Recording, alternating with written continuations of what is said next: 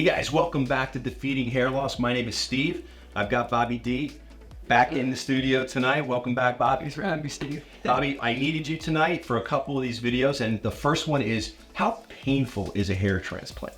No, it's just a little bit, yeah. Yeah, for me, I had 2 FUT procedures. I would say, the first couple days they were kind of painful, just, in the back where they, cut me a little bit and grabbed the hairs. Luckily, they provided some, pain medication, which helped. And then I would say about, 5 out of 10. Pain. 5 out of 10. Yeah. That's not bad. Now you got 2 procedures. Was the second procedure FUT as well? Mm-hmm. Was that any more painful than the first one, or about the same? About the same, but I remember there were some moments where it was kind of, more painful than the first one. Okay, so it's a little tighter or something. Tighter, yeah. But how many days after the surgery would you say that you just kind of felt like, oh, just feels tight? I would say between the first 5 days, but after that it just felt normal. Wanted to go back to the gym, It's like. Well, just for those of you watching, I didn't want to lead the witness. Okay, obviously we're friends now, and we're not trying to cover up anything. That an FUT procedure is like a walk in the park. But the way I would describe it and what he had just described is it's a superficial wound. In other words, it's not into the deep tissue, it's not into the veins and arteries, but yeah, you're taking out a sliver of tissue just below the sebaceous gland, and then you're suturing together, and all those nerves are kind of being cut at the surface area, and then you're closing, which puts tension on the nerves on top and on bottom.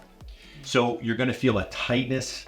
That's why you have to be careful when you sleep. You have to make sure you're not doing any quick turns with your head. You weren't using a neck pillow or an airplane pillow. I personally am a wimp, so I can't use pain medication. I can't use pain medication, and I'm totally a wimp, so it's not like I'm trying to prove I'm a tough guy. It upsets my stomach. I've always been able to get through my FUT procedures pretty well by just using some extra strength Tylenol. Also, one of the things we didn't talk about was the prep. You want to make sure that you follow your preoperative instructions really well. And your sleep, obviously the first night, you got a lot of medication and you should be fine. Next day, you're going to wake up, get your hair washed, kind of have that suture line cleaned out. But like you said, about 1 to 5 days, you start feeling it kind of loosen up a little bit. That zone in the back will stay tight, and it could even be a little numb for quite a while. Could be weeks. Could even be for some patients that are super sensitive, even a couple months. But there's not deep tissue pain.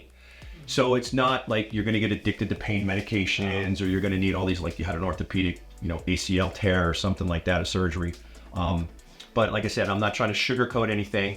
That is one advantage FUE does have, even though you're laying flat for a few hours while they extract the tissue and are hitting you with a bunch of lidocaine.